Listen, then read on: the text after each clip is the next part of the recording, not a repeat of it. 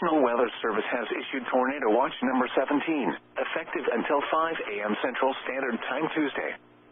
This watch includes the following counties in Oklahoma: Canadian, Cleveland, Grady, Kingfisher, Lincoln, Logan, McLean, Oklahoma, Payne, and Pottawatomie. Remember, a tornado watch means the conditions are favorable for the development of severe weather, including tornadoes, large hail, and damaging winds in and close to the watch area.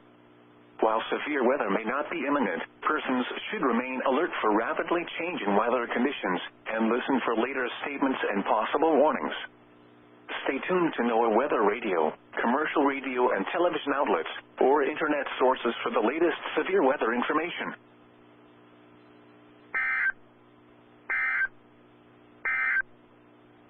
Wind advisory.